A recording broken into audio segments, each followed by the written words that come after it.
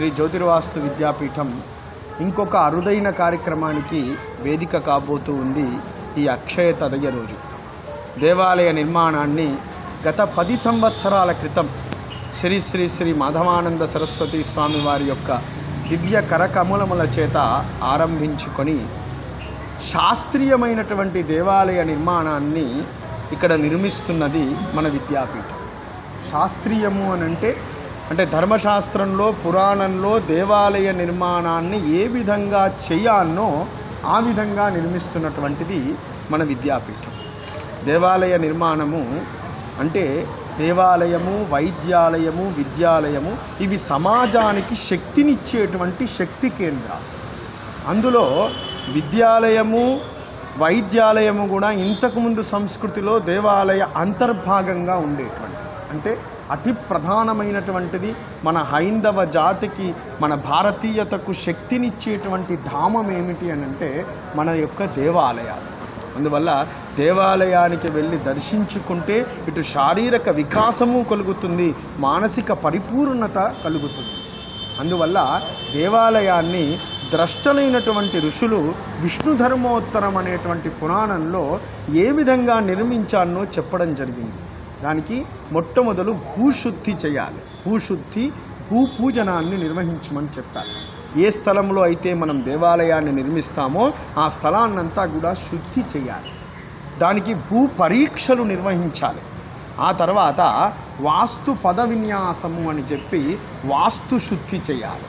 వాస్తు అంటే అక్కడ ఉండేటువంటి దేవీ దేవతలందరి యొక్క ఆగమనము ద్వారా దేవాలయ నిర్మాణం ప్రారంభమవుతుంది. కాబట్టి వసనివాస అని అర్థం వాస్తు అనంటే. అందులో ఒక 1000 కలశాలను పెట్టి పవిత్రమైనటువంటి నదుల ద్వారా ఆ స్థలాన్నంతా కూడా శుద్ధిపరిచి శంకుస్థాపనను నిర్వహించాలి.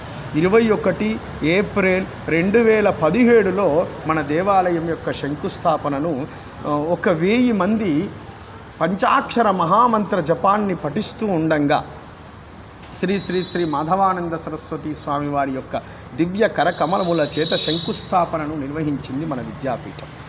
ఏ దేవాలయం ఎంతైతే ఎత్తు కడతామో అంత లోతు తవ్వమని చెప్పారు. సుమారు దేవాలయ నిర్మాణం ఎంతైతే స్థలాన్ని చేస్తామో అంత సుమారు 10 అడుగుల లోతు తీసి దాంట్లో ఉన్నటువంటి మట్టినంతా తీసి శంకుస్థాపనను చేసింది విద్యాపీఠం.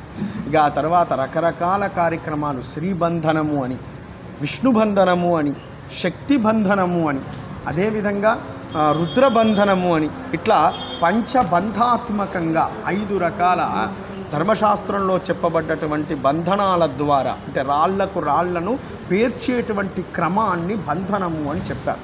కింద అట్టడుగు భాగంలో శ్రీబంధనము, దాని తర్వాత దానిపైన 5.5 అడుగుల పైన విష్ణుబంధనము, దాని 5.5 అడుగుల పైన చక్రబంధనము, దాని యొక్క 6.5 అడుగుల పైన రుద్రబంధనం, రుద్రబంధనాన్ని ఆనుకొని శక్తి బంధనాన్ని, ఇట్లా పంచబంధాత్మకంగా ఈ దేవాలయాన్ని మనం నిర్మాణం చేస్తూ ఉన్నాం. ఇవన్నీ కూడా ఒక గొప్పగా కార్యక్రమాలు ఇక్కడ అన్నీ కూడా జరిగి ఉన్నాయి. అనేక మంది భక్తులు పాల్గొని ఉన్నారు. ఇక ఆ తర్వాత గర్భాలయాన్ని ప్రారంభం చేయటం, సుధాస్తరణాన్ని పరచడం, సైకత శ్రమసేవా క్రతువును నిర్వహించడం, అంటే భక్తులందరూ కలిసి అందులో ఇసుకను నింపేటువంటి కార్యక్రమాన్ని సవైదిక విధానంలో నిర్వహించింది మన విద్యాపీఠం. తర్వాత దీన్ని పటిష్టవంతం చేయమని చెప్పారు. ఎట్లా పటిష్టమవుతుంది? గజపాద గట్టనేషు అని చెప్పారు. ఒక గజము చేత గట్టనం చేయించమని చెప్పారు. గత సంవత్సరం మనం చూసి ఉన్నాం. మన జగ్గారెడ్డి గారి యొక్క పరిపూర్ణమైనటువంటి సహాయ సహకారాదుల చేత మనం ధావణగిరి అనేటువంటి ప్రాంతం నుండి ఏనుగును, సాక్షాత్తు లక్ష్మీ స్వరూపమైనటువంటి ఏనుగును తీసుకొని వచ్చి ఒక్కొక్క రాయి మీద తాడనం చేయించడం జరిగింది. అదే గజపాద గట్టనోత్సవం. తర్వాత శిలలకు సంస్కారాదులు చేసేటువంటి కార్యక్రమం 16 ఆగస్టు 2025లో చేసుకొని ఉన్నాం మనం. ఆ తర్వాత మెల్ల శిలా సంస్కారం, ఇక్కడ ఉపయోగించేటువంటి శిలలకన్నిటికీ కూడా త్రివిధ సంస్కారములు, అగ్ని సంస్కారము, వాయు సంస్కారము, జల సంస్కారం, ఇట్లా 3 సంస్కారాలు చేసి గర్భాలయాన్ని ప్రారంభించడం జరిగింది. ఇక గర్భాలయంలో చేసేటువంటి విశేషమైనటువంటి ఉత్సవము ఈ అక్షయ తదియ రోజు ఆద్యశిలాస్థాపనం.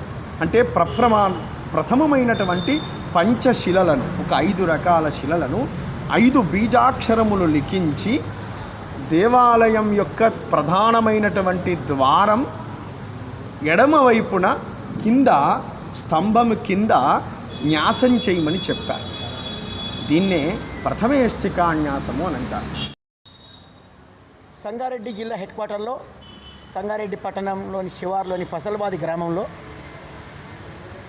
శ్రీ డాక్టర్ మహేశ్వర శర్మ సిద్ధాంతి గారి ఆధ్వర్యంలో జ్యోతిర్వాస్తు విద్యాపీఠం నిర్వహణలో ఎన్నో ఆధ్యాత్మిక కార్యక్రమాలు, ఎన్నో సేవా కార్యక్రమాలు చేస్తూ ఈ రాష్ట్రంలో ఇరు రాష్ట్రంలో కని విని ఎరగని ఎన్నో రకమైన పూజలు, అలాగే అమ్మవారి యొక్క ప్రతిష్టాపనలు. ఈ మధ్య కాలంలో మన శివరాత్రికి జలలింగం, అంతకుముందు పత్రలింగం, అంతకుముందు బస్వలింగం, ఇట్లా రకరకాల కార్యక్రమాలని ప్రజలకు అందించి భగవంతుని కృపకు పాత్రలు చేస్తున్న శ్రీ మహేశ్వర సిద్ధాంతి గారికి పాదాభివందనలు తెలియపరుస్తూ ఈ జ్యోతిర్వాస్తు విద్యాపీఠంకి గురుదేవులైనటువంటి మదనానంద స్వామి, కృష్ణానంద స్వామి, మాధవానంద స్వామి పూర్తి దివ్యమైన ఆశీస్సులచే ఈ జ్యోతిర్వాస్తు విద్యాపీఠం దినదాభివృద్ధి చెందుతూ ఈ దేశంలో ప్రప్రథంగా దేవాలయాలు చాలా కడుతుంటారు. కానీ ఇంతకుముందు గురువుగారు అన్నట్టు న్యాచురల్గా అంటే పద్ధతి ప్రకారము శాస్త్రీయ ప్రకారంగా ఇక్కడ కట్టడం అంటే ఎంతో గొప్ప విషయం. సంగారెడ్డిలో పుట్టినందుకు, సంగారెడ్డి నియోజకవర్గంలో ఉన్నందుకు ఎంతో గర్వించాలి. మన ఊర్లో మన ప్రాంతంలో ఇంత పెద్ద ఆలయం కట్టి కని విని ఎరగని రీతిలో ఈ ఆలయ నిర్మాణం జరగబోతుంది. చాలామంది భక్తులు సహకరిస్తున్నారు. మా నాయకుడు జగ్గారెడ్డి గారి వారు కూడా తన వంతు సహకారం కూడా ఎంతో లభిస్తున్నది. మళ్ళీ ఈ విషయము ఇంకా పై వరకు కూడా తీసుకెళ్దామని చెప్పి మా ఆలోచన కూడా ఉంది. మరి భక్తులకు మంచి సువర్ణ అవకాశం. ఇంతకుముందు గురువుగారు అన్నట్టు ఆద్యశిల స్థాపన మహోత్సవము మరి ఎక్కడ ఇన్లేము ఈ పేరు, మేము కూడా కొత్తగానే వింటున్నాము. మరి ఈ బీజాక్షరాలు గర్భగుడిలో వెళ్ళేటప్పుడు ద్వారం కింద పెట్టడం అనేది కూడా ఒక గొప్ప విషయము. మన అందరికీ అవకాశము వారు పెట్టడమే కాకుండా కూడా ప్రజలందరికీ కూడా లిఖితం అందరు రాసే అవకాశం గురువుగారు ఇచ్చినారు. మరి ఈ అదృష్టం మనకు దొరకడం కూడా ఎంతో పవిత్రంగా భావిస్తూ ఇన్ని కార్యక్రమాలు చేస్తున్న మనందరికీ కూడా అన్ని మంచి జరగాలని చెప్పి వారు చేసే కార్యక్రమాలన్నీ ప్రజల కోసం చేసే కార్యక్రమాలు నిర్విరామంగా రాత్రి పొద్దున 6 గంటల నుంచి రాత్రి 2 వరకు కూడా నిర్విరామంగా ప్రజల సేవ చేసుకుంటూ ఎన్నో కార్యక్రమాలు చేసుకుంటూ నిర్విరామంగా పనిచేస్తున్న సిద్ధాంతి గారికి ఆ భగవంతుడు, ఆ శివుడు, ఆ మహాదేవుడు పూర్తి ఆయురారోగ్యం ఇవ్వాలని చెప్పి ఈ గుడి నిర్మాణం అది తొందరలో జరిగి ఇదొక పర్యాటక కేంద్రంగా, ఆధ్యాత్మిక కేంద్రంగా జరగాలని చెప్పి మనసారా కోరుకుంటూ ఈ కార్యక్రమంలో మమ్మల్ని కూడా మీరు భాగస్వామ్యం చేసినందుకు ఎంతో ఈ జన్మకు ఇది చాలని చెప్పి కోరుకుంటూ మహేశ్వర శర్మ గారి ఆధ్వర్యంలో ఈ ప్రాంతం సంగారెడ్డి జిల్లాలో ఇంత పవిత్రమైన స్థలాన్ని ఎన్నుకొని ఈ పసలవాది గ్రామంలో ఈ జ్యోతిర్వాసు పీఠం తరపున ఇంత గొప్ప దేవాలయం నిర్వహించడం కూడా మన ప్రపంచానికే ఒక గొప్ప అదృష్టం అనుకుంటున్నాం. ఎందుకంటే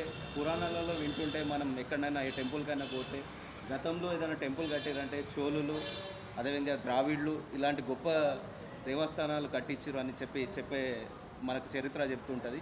అలాంటి చరిత్రను మన ఈ కలియుగంలో ఇంత గొప్ప దేవస్థానం నిర్వహించడం కూడా ఈ జ్యోతిర్వాసు విద్యాపీఠం, అదేవిధంగా మహేశ్వర శర్మ గారి ఆధ్వర్యం జరగడం చాలా సంతోషం.